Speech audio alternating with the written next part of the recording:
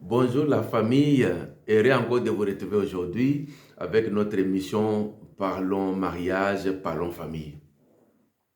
Aujourd'hui, nous avons un thème qui est très important qui va quand même aider beaucoup de personnes dans leur vie de couple. Et notre thème est comment transformer les mariages d'enfer en mariage paradis. Nous savons que le souhait de chaque personne, c'est de vivre un mariage paradis, d'être heureux, d'être épanoui dans son mariage. Mais le fait que l'homme et la femme sont des personnalités totalement différentes, comme dit-on, l'homme vient de Mars et la femme de l'autre astre, et l'homme et la femme viennent de différentes familles, de l'éducation, qui ne sont pas tous même éducation. Alors nous voyons que ces deux êtres qui sont imparfaits, pour cohabiter ensemble, ce n'est pas toujours facile.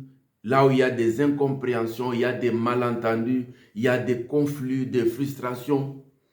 Et, et toutes ces choses qui peuvent conduire même les couples à vivre l'enfer dans les mariages.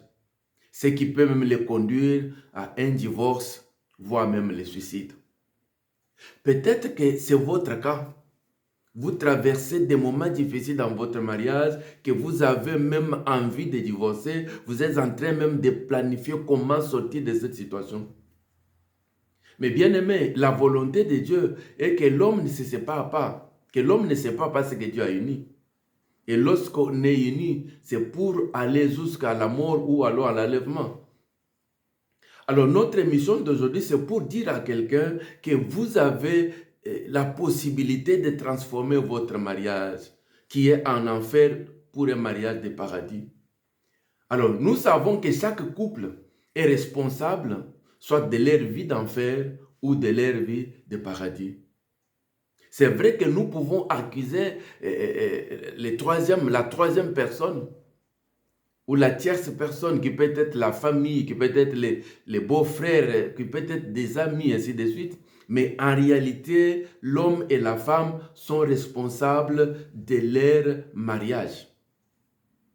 Soit vous vivez l'enfer ou vous vivez le paradis. Parce que vous avez la responsabilité, mais vous avez aussi la responsabilité et la possibilité de transformer votre couple. C'est-à-dire, tout est entre vos mains. Tout dépend de vous. Alors dit-on que le mariage est comme le jardinage, il faut de l'amour et des efforts et de la patience pour attendre sortir quelque chose de beau.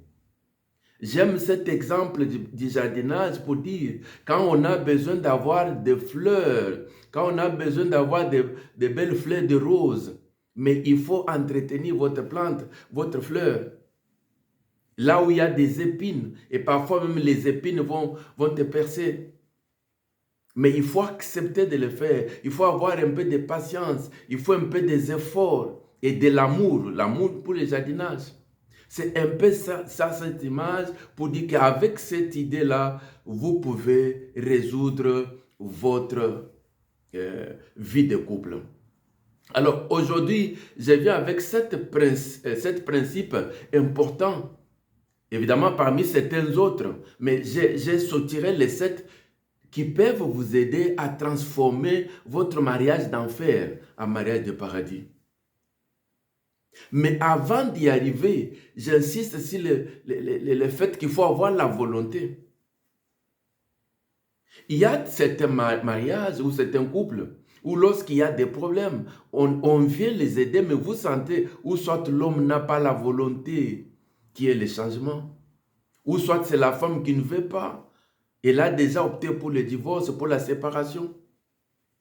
Dans un tel couple, c'est compliqué. Mais il faut que les deux partenaires aient la volonté réelle de changer les choses. Tout est possible. Alors, le premier principe, c'est quoi? C'est avoir premièrement la prise de conscience de l'état de votre mariage, de votre couple, de votre famille. Quels sont les dégâts que vous vivez déjà? Et est-ce que vous avez cette réelle volonté de changer? La prise de conscience, c'est le premier principe. C'est-à-dire, vous comprenez pourquoi notre foyer, notre famille, notre couple est dans cet état actuel. Regardez, parce qu'il n'y a pas de dialogue entre nous. Il y a moins de contact entre l'homme et la femme. On ne sort pas comme on sortait avant. On ne voyage pas ensemble comme on voyageait ensemble. Et même sur le plan sexuel, tout n'est pas comme avant. Au niveau de la cuisine, la femme ne prépare pas comme c'était avant. Tout ça, c'est le constat de l'état de votre mariage. Bien-aimé, commencez par cela. Comment est l'état actuel de votre couple? Il y a pour ceux-là qui sont chrétiens. Est-ce que vous prenez le temps de prier ensemble comme vous le faisiez avant? Lorsqu'on vit les mariages d'enfer, c'est-à-dire il y a bouleversement dans tous ces comportements. Et on va aller même plus loin. Lorsqu'il y a un problème dans la belle famille, que ce soit du côté de l'homme ou de la femme, l'autre partenaire ne s'intéresse pas parce que c'est l'enfer. Et l'amour a baissé. Alors, commencez par cela. Alors, le deuxième principe, c'est quoi? Le deuxième principe, c'est comprendre maintenant l'origine de ces malentendus. Comprendre l'origine de ces incompréhensions. Pourquoi chaque fois, nous avons toujours des échanges de paroles? Pourquoi nous avons toujours des conflits? Qu'est-ce qui est à la base? Je prends ici un exemple, un couple où l'homme a commis l'adultère, l'homme est allé avoir une deuxième femme dehors et ils ont même un enfant. Dans ces cas d'exemple, c'est-à-dire le couple doit identifier que le point de départ de nos malentendus, de nos conflits, c'est d'abord le fait que l'homme est sorti dehors. Localiser, comprendre la maladie.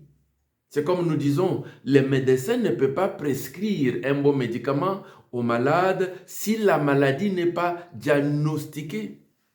Ici, le deuxième point, je parlerai du terme de diagnostiquer votre problème. Diagnostiquer votre problème. Un autre exemple, ça peut être que non, mais la femme a aimé l'homme, mais il n'y avait pas le vrai amour. C'était un amour intérêt, mais lorsque la femme arrive à la maison, c'est autre chose. Et ainsi de suite. Et ici, il y a plusieurs exemples, mais je ne saurais pas aller en profondeur. Mais je voulais juste que nous comprenions qu'il faut diagnostiquer les problèmes. Ça peut être les jalousies, ça peut être l'adultère, comme on l'a dit, ça peut être le travail, ça peut être des longs voyages, et ainsi de suite. Et le troisième principe, c'est quoi? Apprendre à se pardonner. Lorsqu'on a diagnostiqué d'où vient le problème, pourquoi on a des conflits, mais c'est arrivé à ce troisième principe, le pardon, parce que nous avons dit plus haut que dans les mariages, il n'y a aucun homme ou aucune femme qui est parfait. C'est-à-dire l'homme épouse une femme qui est aussi imparfaite. Et la femme épouse l'homme qui est imparfait. Aucun homme ni femme n'est ange. C'est-à-dire nous sommes des humains.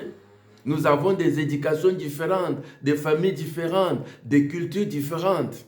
Parfois même on vient de différentes tribus. Quelqu'un qui vient du nord épouse la femme qui vient du sud. Et on verra que les comportements ne sont pas les mêmes. Alors ici, le pardon est très important. Parce qu'un couple qui ne se pardonne pas, c'est un couple qui est resté toujours si tu m'avais fait, tu m'avais dit, tu as fait ceci, cela. Et là, le couple ne peut pas avancer. Il n'y a que des blessures intérieures, que ce soit chez l'homme ou que ce soit chez la femme. Le pardon, je sais que ce n'est pas toujours facile, comme on l'a dit, mais c'est un travail, ça demande de la volonté aussi. Pour ceux-là qui sont chrétiens, on peut demander à Dieu, Seigneur, donne-moi un cœur à pardonner parce que moi-même, je n'arrive pas.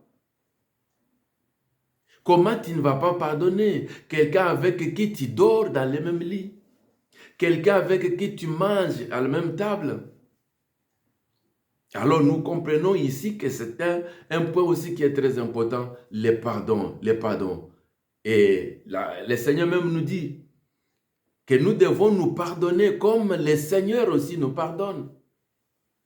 Si nous ne nous pardonnons pas, le Seigneur aussi ne va pas nous pardonner. Et nous comprenons que ici c'est un principe même qui est divin. Et si toi tu ne pardonnes pas, le Seigneur aussi ne va pas te pardonner. Alors le quatrième principe, c'est alors lorsqu'on s'est pardonné, c'est-à-dire ici, chacun a reconnu sa faute. Est-ce qu'il y a un homme qui est sorti, qui a commis l'adultère, qui a le courage de dire à sa femme, ma chérie, pardonne-moi, je reconnais que j'ai fait une faute, je t'ai blessé. Il y a des hommes qui le font, mais qui ne veulent même pas demander pardon. Ils voient comme s'il a raison. Il va parler que oui, mais la polygamie, c'est permis, et ainsi de suite. Mais tu t'es engagé, est-ce que tu as parlé avec ta femme? Et que tu as fait voir que non, tu veux être polygame? Ici, c'est question de se rabaisser, de comprendre que tu as blessé l'autre. Parce que tu as commis l'adultère, il y a même l'infidélité qui s'est installée, il y a le manque de confiance et toutes ces choses. Mais lorsqu'on est passé par ce troisième principe qui est le pardon sincère, on est au quatrième principe qui est instaurer maintenant le dialogue et la communication sincère entre les couples. Un couple qui ne dialogue pas, c'est un couple qui est voué à des incompréhensions, à des frustrations. Dans ces dialogues, dans cette communication-là, il faut y mettre un peu de l'humour. Par expérience, il y a certaines choses dans les couples qui peuvent s'éliminer que par l'humour. Que ce soit l'homme, que ce soit la femme, lorsque tu fais un petit humour, et ça casse même l'autre qui est en colère. Et continue avec le dialogue. Ici, apprenez à faire un peu de l'humour. Apprenez à faire rire ton partenaire. Ça fait partie de la vie. Et lorsqu'il y a cette communication, alors évitez aussi des reproches et de condamnations. Du genre, toi tu n'arrives pas, toi tu fais toujours ça, toi tu es incapable, voire des noms catégoriques. Non, mais il faut analyser qu'est-ce que mon partenaire m'a dit. Mais, et dans tout cela, ne cherchez pas aussi que ton partenaire soit toujours d'accord avec ce que tu dis. Qui a dit que ce que tu dis, c'est toujours la raison? Il y a des femmes, il y a des hommes comme ça. Quand il dit quelque chose, c'est ce qu'elle dit là qui est vrai. Et quand le partenaire dit le contraire, là, ça n'avance pas. Mais le cinquième élément, c'est quoi? Parce que vous avez subi ces moments-là de frustration, de conflits, ainsi de suite, l'amour a baissé. Le cinquième élément, c'est travailler à réveiller l'amour. L'amour, c'est comme une fleur qu'il faut entretenir. Il faut arroser. Il faut couper les branches mortes. Il faut mettre de l'engrais quand il n'y en a pas pour avoir de belles fleurs. Bien-aimé, il y a un travail à faire. Il faut réveiller l'amour. Pas de cadeaux, pas de surprises, pas de paroles douces et tendres aussi. Il faut apprendre à pimenter votre vie conjugale. Ça s'apprend, ça se cultive. Et je vais donner un exemple ici. Lorsque tu es éloigné de ta femme, de ton mari, durant 6 mois, 1 année, 2 ans, vous allez constater qu'il y a l'amour risque de diminuer lorsqu'il n'y a pas vraiment de contact, de communication. Alors comprenez que nous devons réveiller l'amour, faire des sorties ensemble, des voyages ensemble. Et ici, 6e point, organiser aussi des sorties ou des balades ensemble. En fait, ici, je voulais dire entreprendre des activités ensemble. Au 6e point, je parle des activités ensemble. Lorsque la femme est à la cuisine, l'homme, tu peux entrer, ne fût-ce que l'aider ne fût-ce qu'à faire quelque chose. Il est vrai que ceux qui vivent dans la diaspora, ce n'est pas le même contexte que ceux qui sont en Afrique. Parce qu'en Afrique, on est entouré de nos frères, de soeurs, de nos neveux, consorts. Mais cela n'empêche que la femme sente que mon mari est à côté de moi de ce que j'ai fait. Entreprendre ensemble, c'est quand il y a des devoirs des enfants. Quand il y a des choses à faire ensemble, une réunion de parents, est-ce que vous y allez ensemble ou c'est plutôt une affaire de la femme? Allez-y, moi je n'ai pas le temps. Ici, bien-aimés, nous devons apprendre à faire des choses ensemble. Et ça fait aussi augmenter l'amour. Ça fait réveiller l'amour qui s'endort. Faire des activités ensemble. Pour ceux-là qui font par exemple le fitness par exemple. Ça fait encore plaisir lorsque l'homme et la femme vont ensemble le faire. Ceux qui vont nager, faites-le ensemble.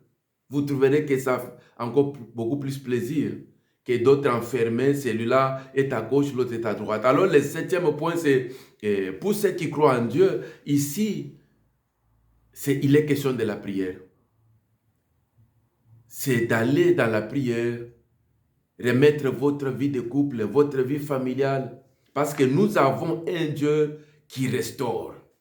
Bien-aimé, peu importe ce que vous avez enduré, s'il y a la volonté et si vous croyez que Dieu est capable, laisse-moi vous dire que ce Dieu-là est capable de restaurer votre mariage. Moi-même, je suis témoin de beaucoup de mariages où les gens pouvaient dire que non, mais c'est déjà fini. Mais lorsque l'homme et la femme ont exprimé le désir d'échanger, et cela s'est réalisé. Avec les quelques principes tels que nous venons de les énumérer, ajouter à cela la vie de prière, la parole de Dieu, ils y sont arrivés. Bien-aimés, nous sommes à la fin. Je voulais juste dire que lorsque quelque part ça ne va pas, il y a aussi les serviteurs de Dieu qui sont là, qui peuvent aussi vous aider. Il y a aussi vos parents qui sont là, les parents de mariage, ils peuvent aussi vous aider. Mais il y a aussi les conseillers conjugaux qui sont là.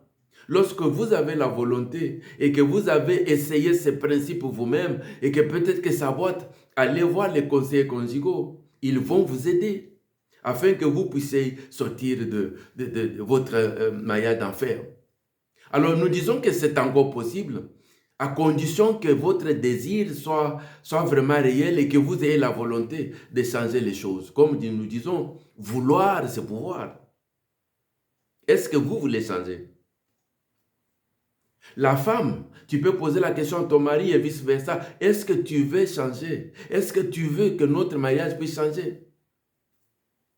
Je vais conclure pour dire, nous sommes nés, ou vous êtes nés, non pas pour vivre la vie d'enfer sur la terre, mais pour vivre le paradis, dans tous les domaines. La vie de paradis, ce n'est pas pour les autres, mais toi aussi, tu es né pour vivre un mariage heureux. Tu es senti dans le paradis. Alors cela est possible. N'oubliez pas de vous abonner, n'oubliez pas de liker, n'oubliez pas de partager ces vidéos. Ça va aider quelqu'un.